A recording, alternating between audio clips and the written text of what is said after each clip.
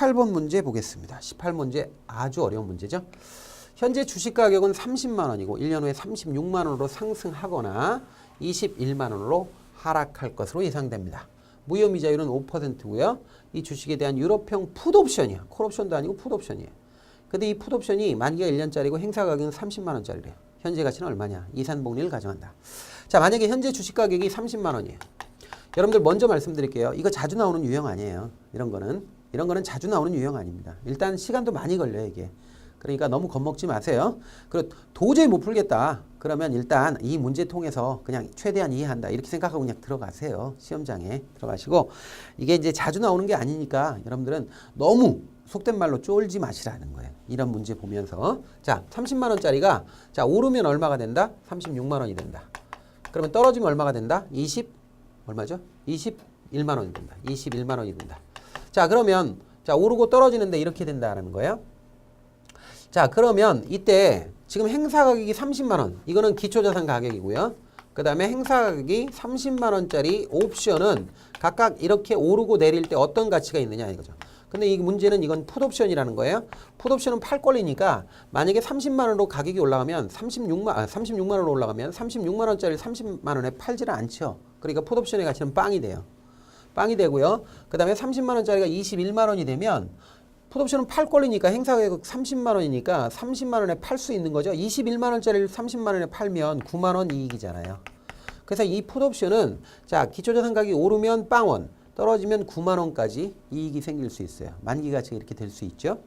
자, 그러면 빵원 아니면 9만 원 둘 중에 하나인데 이걸 적절하게 할인을 해서 풋옵션의 가치를 구해야 되는데 할인할 때 공식은 어떻게 되죠? 자, 풋옵션 이게 위험 리스크 중립적 확률 곱하기 자, 상승 시의 풋옵션 가치 플러스 자, 1 마이너스 자, 리스크 중립적 확률 곱하기 하락 시의 풋옵션의 가치를 R로 할인해 주는데 우리 교재상 R로 돼 있지만 실제로 여러분들 눈에 보이지 않지만 여기다 1을 더해 준다 이렇게 생각하세요. 우리 공식에서는 다 교재에서는 다 R로 돼 있어요. R로 돼 있는데 이건 무위험이자율에 1을 더해 준다 이렇게 생각하세요. 머릿속으로 생각하세요. R로 나왔다 그래도 1을 더해 주는구나 이렇게 생각하세요. 자, 그러면 R로 일단 쓰겠습니다. 우리 기본서에 다 이렇게 나왔기 때문에 저도 그냥 어쩔 수 없이 이렇게 합니다. 그러나 머릿속으로는 항상 1이 더해진다 이렇게 생각해 놓으세요. 자, 다음에 자, 그 다음에 그러면 요 리스크 중립적 확률 요걸 구해야죠. 요걸 구해야 된단 말이에요. 요걸 구해야 되니까 요게 아니라 요거죠. 요거는 하나만 구하면 이건 1만 했으니까 뭐 신경 안 써도 되죠. 자, 그러면 이 리스크 중립적 확률 이거 어떻게 구하냐면 U-D 그다음에 R-D라고 돼 있는데 우린 눈에 안 보이지만 이거 똑같다 이 말이에요. 같은 거예요. 우리 기본서에는 이렇게 돼 있어요. 그러니까 어쩔 수 없어요, 저도. 그러면 여기다 대입을 하면 상승하는 건 얼마죠? 상승하는 건 지금 30만 원이 36만 원이 되니까 얼마가 돼요? 1.2배. 그렇죠? 120%고요. 그 다음에 30만 원짜리가 21만 원이 되면 339 9만 원 떨어지니까 30% 빼면 0.7이죠. 그 다음에 상승 무위험이자율이 얼마라고 그랬어요? 5%라고 그랬으니까 1.05죠. 1.05 마이너스 여긴 똑같죠? 하락률이니까 0.7 이렇게 하면 얼마가 되느냐면 여기가 0.5고 여기가 0.7인가 그래요. 0.5고 0.35인가 그렇죠? 그렇죠. 0.35니까 이거가 얼마가 돼요? 10분의 7 이렇게 되죠. 그러니까 약분하면 0.7이잖아요. 약분이 아니라 0.7이잖아요. 이거 0.7 나오니까 여기다 0.7만 대입하면 되는 거죠. 그러면 이걸 대입해 보겠습니다. 자, 이렇게 대입합니다. 0.7 곱하기 상승시 확률 얼마예요? 빵원이고 플러스 자, 1-0.7이니까 0.3이죠. 이거 보나마나 0.3 곱하기 하락시 기초자산 가격이 하락했을 때 풋옵션의 가치 얼마예요? 9만 원. 이렇게 해주는 거죠. 그리고 자, 이게 눈에 안 보이지만 1이 더해진 거랑 마찬가지예요. 그래서 5%니까 1.05예요. 1.05. 자, 이렇게 하면 여기 앞에 있는 건 이거 지워지죠. 0 곱해봐야 똑같죠. 그 다음에 9327 27,000원을 1.05로 할인하면 얼마가 나오느냐 이거만 따지면 돼. 그러니까 대충 그러니까 3927이니까 27,000원 아래예요. 분명히 27,000원 아래인데 얼마냐 이걸 따져보면 되는데 2.7만 원 분명히 이하예요. 왜냐하면 1.05로 할인하니까. 그러면 여기서 사실은 이거 감각으로도 여기까지만 하면 정확하게 계산기 안 두드려도 또 이게 1번이라는 거 알 수 있습니다. 왜냐하면 27,000원보다는 낮아야 되니까. 그래서 1번이 답입니다. 근데 여러분들 굉장히 어렵죠? 어려워요. 어려우니까 그냥 요 개념만 좀 이해해 놓고 그러고 나서 이 문제만 그냥 익혀놓고 들어가시기 바랍니다. 자, 다음 문제가 19번 문제입니다. 다음 괄호 안에 알맞은 용어를 순서에 맞게 선택한 것은 뭐냐 이거예요. 자, 보기를 보니까 옵션 프리미엄은 다른 조건이 일정한 경우 시간 안에 따라 감소하는데 이러한 형상을 시간에 따라 감소하니까 시간가치 감소 효과 아니겠어요? 설마 증가 효과가 나오겠어요? 여기서? 그러니까 1번 아니면 2번이죠. 이제 시간가치 감소 효과인데 이러한 정도를 측정하는 지표를 뭐라고 그러냐면 세타라고 그래요. 그래서 이게 세타라는 건 시간이 감소했을 때 옵션 가격이 얼마나 변하느냐 이걸 측정하는 게 세타죠. 그래서 세타가 들어가야 되고 그다음 옵션 매수 포지션은 항상 이 부호가 음의 값을 갖습니다. 왜 그러냐면 옵션을 매수한 사람은 만기가 계속 줄어나가면서 가치가 줄어들기 때문에 그래요. 만기라는 건 늘어나는 경우가 없단 말이에요. 만기는 절대 늘어날 수가 없습니다. 세월이 늘어나는 거 보셨어요? 세월은 늘어나지 않습니다. 사람 수명도 늘지 않습니다. 사람이 응애하고 태어나서 죽을 때까지가 정해져 있다라고 한다면 우리가 만기를 죽음이라고 한다면 만기가 계속해서 우리가 이제 언뜻 생각하기에 수명을 늘린다 이런 생각하지 마시고요. 만기가 정해져 있다고 생각해 보시라고요. 예를 들어서 사람 태어날 때 이미 죽을 때가 정해져 있다 이렇게 생각을 하잔 말이에요. 그렇게 가정을 하자는 거예요. 옵션을 이해하기 위해서. 그럼 죽을 때가 정해져 있다. 그러면 내가 살아나가면 내 수명이 줄지 느는 건 없단 말이죠. 만기가 정해져 있으니까. 그렇기 때문에 항상 옵션 매수자 입장에서 보면 옵션의 가치는 시간이 줄으니까 세타 측면에서 줄으니까 계속해서 가치가 줄어들지 늘어나는 건 없단 말이에요. 그렇기 때문에 항상 음의 보호를 갖습니다. 음의 보호. 그래서 이건 답이 당연히 2번이 돼야 되는 거죠. 자, 19번 끝났고요. 20번 보겠습니다. 다음 상황에 부합하는 옵션 전략은 뭐냐? 자, 기초자산의 현재 가격이 100인데요. 이때 행사 가격이 102인 콜옵션을 한 계약을 매수했고 동시에 행사 가격이 98인 풋옵션을 한 계약 매수했습니다. 자, 지금 이걸 잘 뜯어보셔야 되는데 한쪽은 콜옵션이고 한쪽은 풋옵션인데 둘 다 똑같은 포지션, 즉 매수 또는 매도를 했다. 이렇게 된다면 콜옵션, 풋옵션 이렇게 취했고요. 두 개를 이렇게 섞어서 했고요. 거기다가 항상 한쪽이 매수면 한쪽이 매도 이렇게 하는 게 아니라 둘 다 매수, 둘 다 매도 이런 식으로 포지션을 똑같이 취했다. 이런 식으로 똑같이 취했다. 라고 한다면 자, 콜하고 풀을 섞었고요. 그리고 포지션 항상 매수면 매수, 매도면 매도 똑같이 했어. 이걸 양매수, 양매도라고 하는데 이런 전략을 취했잖아요. 그럼 둘 중에 하나입니다. 이건. 둘 중에 하나예요. 스트레들 아니면 스트랭글입니다. 둘 중에 하나입니다. 그러면 스트레들과 스트랭글은 그러면 여기서 어떻게 차이가 나느냐 하면 스트레들은 자, 이때 양매수 또는 양매도 할 때 행사 가격을 동일한 걸로 써요. 동일한 행사가를 쓴다. 그런데 스트랭글은 다른 행사 가격을 쓴다. 자, 지금 핵심이 요거예요. 여기까지는 스트레들 아니면 스트랭글이라는 거 알 수 있는데 여기서 이제 찾아봐야죠. 행사 가격이 같은지 다른지. 근데 행사 가격 보니까 자, 요때 행사 가격이 하나는 100이고 하나는 98이죠. 하나는 100이고 하나는 98이기 때문에 행사 가격이 다릅니다. 행사 가격이 다르기 때문에 얘는 스트랭글이 되는 거예요. 다르니까. 그래서 스트랭글을 찾아서 4번 답을 마킹을 하셔야 됩니다. 자, 이렇게 해서 20번을 봤고요. 21번 보겠습니다. 다음 중 버터플라이 매도 포지션을 취한 투자자는 이렇게 되어 있습니다. 자, 그러면 버터플라이 매도에 대해서 자, 그림을 한번 생각을 해보셔야 돼요. 저런 문제가 나오면 버터플라이 매도 그림을 한번 생각해 보는데요. 버터플라이 매도는 어떻게 그려지느냐면요. 행사 가격 3개를 쓰고요. 이렇게 그려지는 게 버터플라이 매도입니다. 이렇게 그려지거든요. 이게 똑같거든요. 사실 좌우가. 이렇게 그려보겠습니다. 버터플라이 매도는 이렇게 똑같아요. 근데 여기가 행사 가격이죠. 행사 가격 X1, X2, X3 행사 가격 3개를 씁니다. 자, 이렇게 되는데 항상 여러분들이 옵션 그래프를 볼 때는 자, 여기서부터 나가든 상관없어요. 항상 꺾인 걸 봅니다. 꺾인 곳이 행사 가격입니다. 행사 가격은 행사가가 꺾인 곳입니다. 꺾였을 때 45도로 꺾였으면 45도면 한 단입니다. 한 단이고요. 만약에 90도로 꺾였잖아요. 그러면 2배입니다. 2단입니다. 2단이 꺾인 겁니다.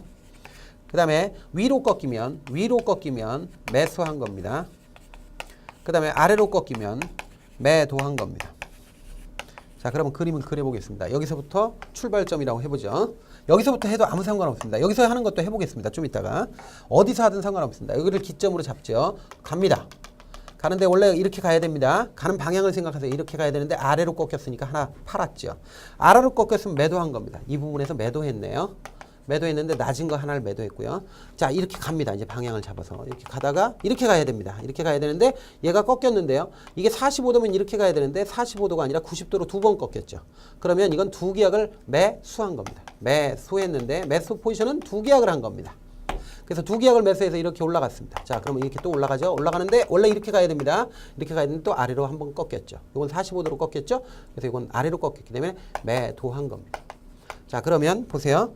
자, 버터플라이 매도는 기본적으로 낮은 것 X1은 매도했고요. 그 다음에 플러스 X2는 매수했는데요. 두 개를 매수했네요. 그 다음에 플러스 자, X3는 매도했네요. 한 계약 매도했습니다. 이렇게 갔습니다. 근데 여러분들 여기서부터 찾으면 어떻습니까? 그런데 여기서 찾아도 마찬가지입니다. 보세요. 이렇게 가다가 아래로 꺾였으니까 매도 맞죠? 이렇게 가다가 위로 꺾였죠. 위로 두 번 꺾였으니까 매수 맞죠? 매수 두 개. 쭉 가다가요. 아래로 또 꺾였죠. 매도 똑같습니다. 그러니까 이렇게 보든 똑같습니다. 자, 그러면 우리가 생각해야 되는 건 제일 낮은 행사 가격은 한 계약을 매도했고 제일 높은 것도 한 계약을 매도했고 중간에 거는 두 계약을 매수했다라는 거 알 수 있죠? 자, 그러면 여기 보세요. 행사 가격 98짜리를 한 계약을 매수했고 땡. 볼 필요도 없습니다. 항상 매도해야 돼. 제일 낮은 거는. 두 번째, 행사 가격 98짜리 한 계약은 매도했어요. 여기 맞았죠? 행사 가격 100짜리 콜은 두 계약을 매수했네요. 맞았고요. 행사 가격 102짜리 제일 높은 거 한 계약을 매도했네요. 2번이 답이죠. 그러니까 여기가 X1이고 여기가 X2고 여기가 X3가 되는 거예요.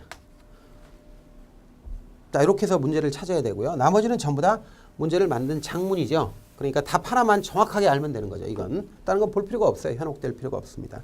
답만 찾으면 끝난 겁니다. 그래서 21번 봤고요. 22번 보겠습니다. 다음과 같은 상황이 일어날 수 있는 거래가 아닌 것입니다. 한번 보죠. 풋옵션 프리미엄 플러스 주식 가격. 이것이 콜옵션 프리미엄 플러스 채권 가격보다 작은 상태입니다. 그럼 이걸 좀 우리가 부호로 표시해 보겠습니다. 풋 P 플러스 S 이퀄이 아니죠. 그 다음에 콜 C 플러스 채권. 근데 이렇게 돼 있다는 거 아니에요? 그럼 가만 보니까 이건 바로 풋콜 패리티 등식인데 풋콜 패리티가 지금 깨졌어요. 어느 쪽으로 깨졌냐면 콜옵션 쪽으로 깨졌거든요. 그러니까 콜이 비싼 거예요. 그러니까 어떻게 돼? 콜을 매도하고 풋을 매수합니다. 그럼 콜을 매도하고 풋을 매수하면 그럼 요거 포지션이 뭐죠? 합성 선물, 기준물 매도가 되는 거죠. 기준물 매도가 되니까 여기는 뭐야?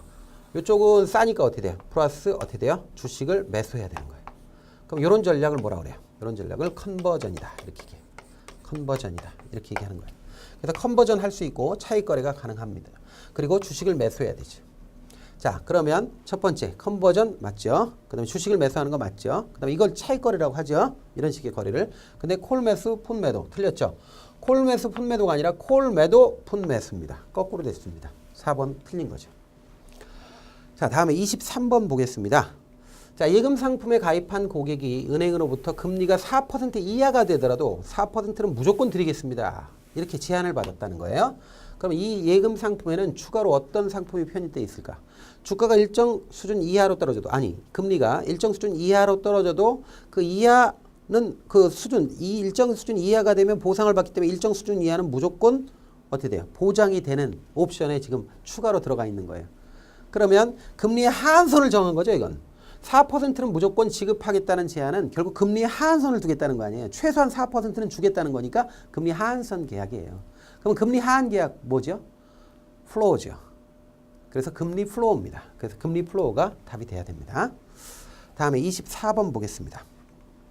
기초자산인 금리가 한동안 큰 폭으로 움직이지 않고 일정 범위 안에서 등락을 거듭할 것으로 예상될 때 취할 수 있는 전략 이렇게 되는데 이건 변동성이 크지 않다는 거잖아요. 그래서 이건 변동성 축소 예상 시 취하는 전략이지 않습니까? 변동성 축소 예상 시 취할 수 있는 전략은 뭘까요? 변동성 전략은 스트레들, 스트랭글, 버터플라이 이렇게 있는데 변동성 축소 예상 시 취하는 전략은 스트레들 뭐예요? 매도고요.